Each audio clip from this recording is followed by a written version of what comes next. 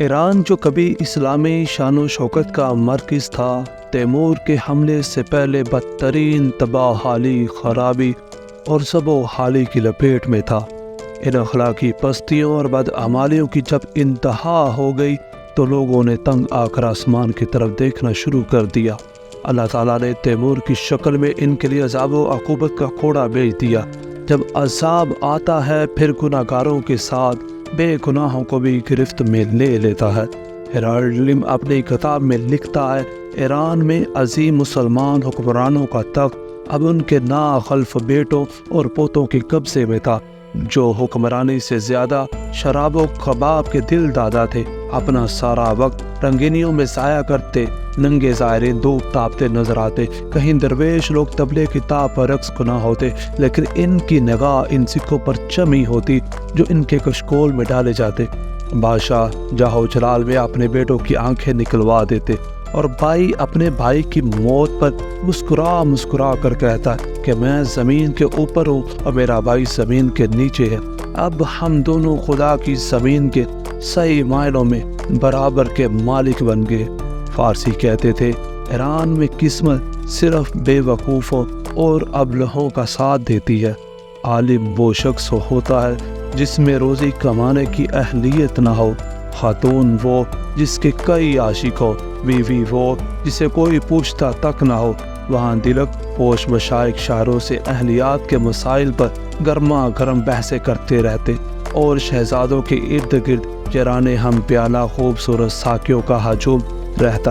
نقال مسخرے لفظی ضیاء کے ماہر ممدوح کی تعریف میں زمین و آسمان کے کلابے ملانے والے دو شانوں میں لپٹے ہوئے بکاری اور دو چار شاعر جن کے کلام کو الہام کا درجہ دیا جاتا، ان کے مصاحب بنے ہوتے تھے۔ بادشاہ جنگ میں ہتھیار لگا کر عملی شرکت کی بجائے وہ رزمیہ شاعری پر سر دھنتے اور ہمہ وقت عالم خیال میں کھوئے رہتے۔ ریا اور منافقت کی یہ حالت تھی کہ اگر کوئی ان کے مذہب کی توہین کرتا تو اسے سنگسار کر دیتے، جبکہ خود شراب کا پیالہ ہاتھ میں پکڑ کر عملاً اسلام کا مذاق اڑاتے اور مذہب کو بے مصرف بتاتے۔ شاہ شجاع کے بعد اس کے بیٹوں نے، جن کی تعداد 10 تھی، مملکت کے مختلف حصوں پر اپنی اپنی حکومت قائم کر لی۔ ہر وقت آپس میں لڑنے جھگڑنے لگے۔ یہی وہ وقت تھا جب انہیں سزا دینے کے لیے قدرت نے وسط ایشیا کے میدانوں سے تیمور کو بھیج دیا۔ تیمور 1386 میں موسم سرما میں اصفہان کے دروازوں پر جا پہنچا۔ اس وقت اس کے ساتھ تقریباً 1 لاکھ کی فوج تھی جو مدت سے جنگیں لڑ رہی تھی۔ جنگوں میں بے پناہ کامیابیاں اور زبردست تجربہ دشمن پر داغ بٹھانے کے لیے کافی تھا۔ آل مظفر کے شہزادوں نے عافیت اسی میں سمجھی کہ لڑے بغیر تیمور کی سرپرستی قبول کر لی جائے۔ باج اور محصول کی شرائط طے پا گئی۔ تیمور کے سپاہی آزادانہ شہر میں گھومنے پھرنے لگے۔ جنگ اور جھگڑے کے عادی سپاہی آئے روز جھگڑے کرتے۔ لوگوں کے ساتھ غلامانہ سلوک ان کی عادت سی ہو گئی تھی۔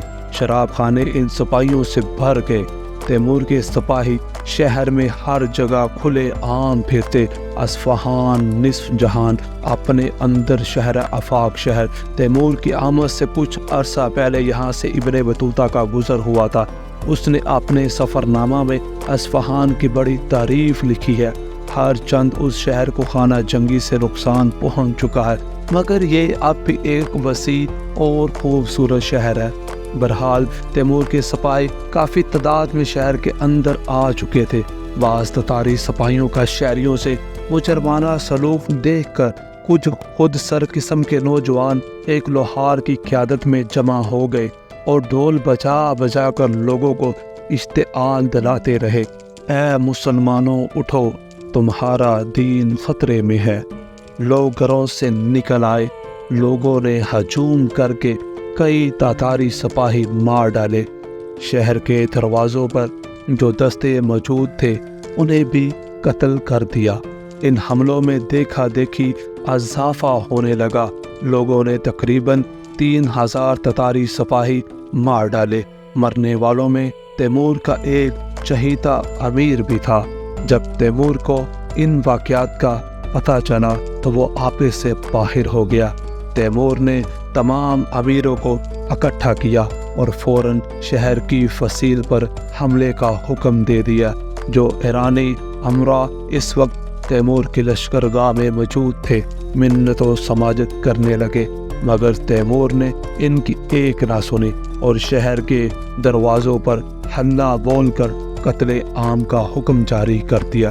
ہر سپاہی کو تاکید تھی ایک ایرانی کا سر کاٹ کر حاضر کرے۔ دن بھر قتل عام جاری رہا۔ جو بدقسمت رات کے اندھیرے میں بھاگے انہیں اگلے روز برف سے ڈھکے میدان میں گھیر گھیر کر قتل کر دیا گیا۔ جو تتاری شہریوں کے خون سے اپنے ہاتھ رنگنا نہ چاہتے تھے انہوں نے ایرانی سر اپنے ساتھیوں سے خرید کر پیش کیے۔ شروع میں ایک سر کی قیمت 20,000 دینار لگی، بعد میں سروں کی قیمت نصف دینار رہ گئی۔ ان سروں کو پہلے دیواروں پر چن دیا گیا، پھر سڑکوں پر ان کے کھوپڑی مینار تعمیر کیے گئے۔